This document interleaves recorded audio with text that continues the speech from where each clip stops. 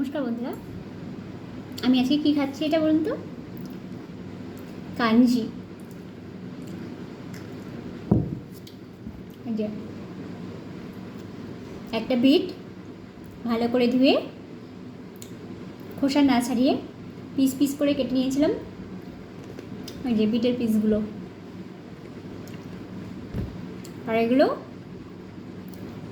এক বোতল জল নিয়েছিলাম, এর মধ্যে পিসগুলো দিয়ে দিয়েছিলাম, 1 চামচ নুন দিয়েছিলাম, আর একটু সাদা সর্ষে মিক্সিতে গুঁড়ো করে দিয়ে দিয়েছিলাম 1 চামচ।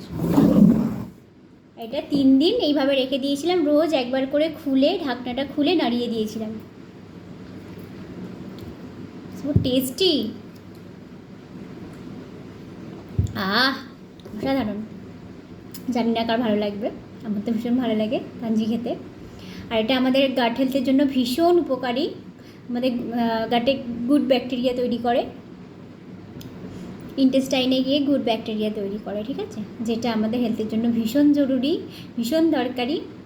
আর সবাইকে একটা অনুরোধ, যতটা পারবেন র ফুড লিকুইড খাওয়ার চেষ্টা করবেন, আর চেষ্টা করবেন একটু ভেজ খাওয়ার। আমি কারোর বিরুদ্ধে গিয়ে বলছি না, আপনার ইচ্ছা হয় আপনি ননভেজ খান, কিন্তু অ্যাকচুয়ালি একটা আমি অনেকের মুখেই শুনেছি যে কারোর বাড়িতে কেউ মারা গেছে, অসহ্য হয়েছে, দীর্ঘদিন নিরামিষ খেয়েছে, আর তারপর যখন আমিষ খেয়েছে, যে ফারাকটা ওরা বুঝেছে, নিজেরাই গল্প করে, কিন্তু এতদিন আমিষ খেয়েছিলাম, একটুও গ্যাস অম্বল হয়নি, একটুও মানে গলা বুক জ্বলেনি, কোনো কনস্টিপেশন হয়নি, বেশ ভালো আছি নিরামিষ খেয়ে, কিন্তু আর খেতে পারছি না। তো অ্যাকচুয়ালি কী হয়, টেস্টে কিন্তু শুধু আমাদের এইটুকু, এর উপরে কিন্তু সব খাবারই এক। তো এই জিভটাকে একটু সংযত করলে দেখবেন নিজেরাই ভালো থাকবো।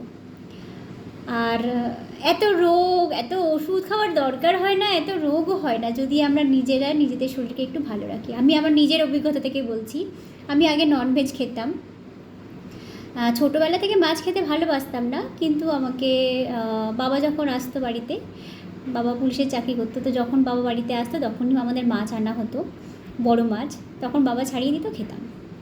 আর তাছাড়া মাংসটা খেতাম আমি। গত 4-5 বছর হয়েছে আমি টোটালি ননভেজ খাওয়া ছেড়ে দিয়েছি, ইনফ্যাক্ট আর তারপরেও পেঁয়াজ রসুন আমি খেতাম, কিন্তু এখন 1 বছর হলো আমি পেঁয়াজ রসুনও খাই না। তো তার জন্য আমার যেটা হচ্ছে,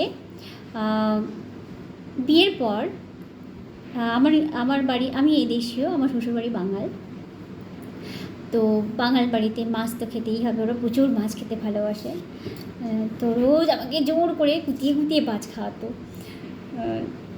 ভালো লাগতো না, জোর করে দুবেলা, আবার এবেলা ওবেলা দুবেলা মাছ, আর আমি তো খেতে পারতাম না, খুব কষ্ট হতো খেতে, বলছি। তো তারপর মাছ খাওয়া অভ্যাস হয়ে গেছিলো, এত এত মাছ খেয়ে খেয়ে মোটা হয়ে গেছিলাম। মাছ মাংস এত খাওয়া, এত খেলে মোটা হবে না। আমি বরাবরই রোগা ছিলাম, বিয়ের আগে, বিয়ের পরেও অনেক বছর রোগা ছিলাম।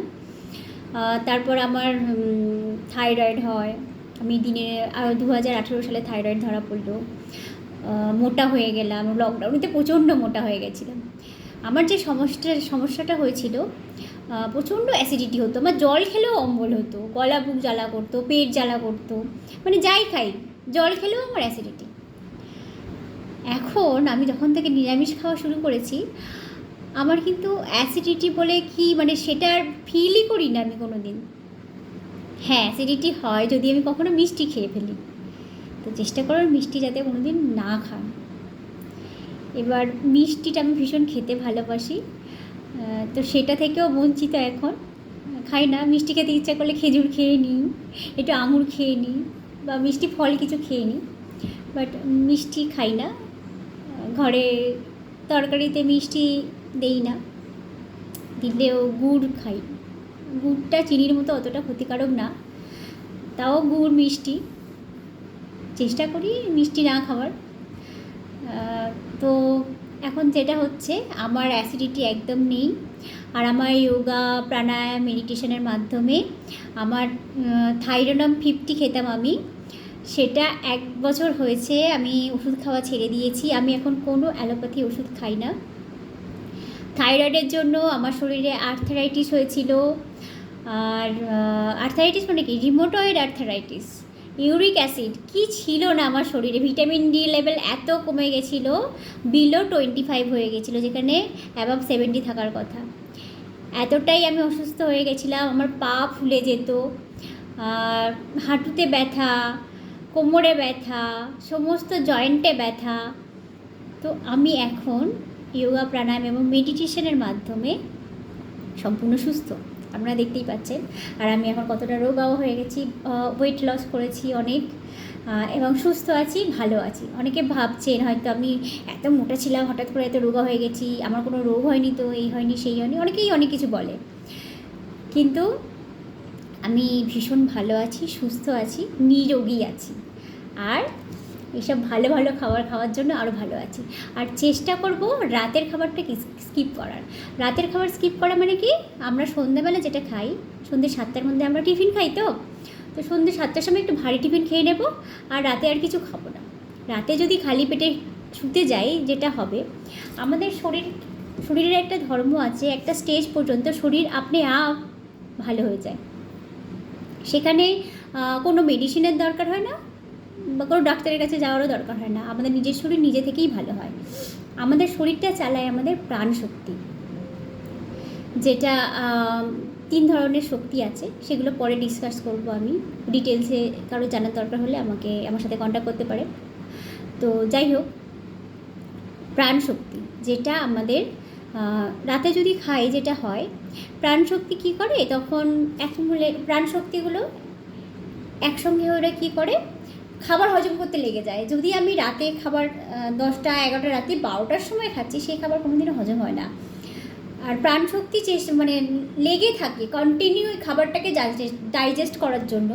তো যেটা হয়, বাকি আমার শরীরে যেটা খারাপ হয়েছে, কোথাও ফেলিং হয়েছে বা কোথাও ব্যথা হয়েছে, তো সেই জায়গাটাকে রিকভার করতে গেলে প্রাণশক্তির দরকার। এবার প্রাণশক্তি যদি খাবার হজম করতে লেগে যায়, তাহলে ওই জায়গাটা রিকভার হবে কী করে? তাহলে দিনের পর দিন ওই ডাইজেস্ট করতে করতেই ওদিকে ব্যয় হয়ে যাচ্ছে, আর এদিকে ওই জায়গাটা খারাপ হতেই থাকছে। এবার সন্ধ্যেবেলা যদি আমি 6টা বা 7টার মধ্যে খেয়ে নিই, যেটা হবে 3-4 ঘন্টা বা 5 ঘন্টার মধ্যে 7টা 8টা 9টা 10টা 11টার মধ্যে আমার সমস্ত খাবার হজম হয়ে গেল। আর রাতে তো আমরা অত ভারী খাবার খাবো না, হালকা ফুলকা খাবো। হ্যাঁ, যদি কেউ খাবার না খেয়ে না থাকতে পারেন, একটু জল খেয়ে নেবেন, একটু সৈন্দাব লবণ দিয়ে একটু জল খেয়ে নিলেন, অসুবিধা নেই তাতে, যদি খুব খিদে পায়। আর খেলে কি হবে, 11টার মধ্যে খেয়ে শুয়ে পড়ছি, পুরো পেট খালি।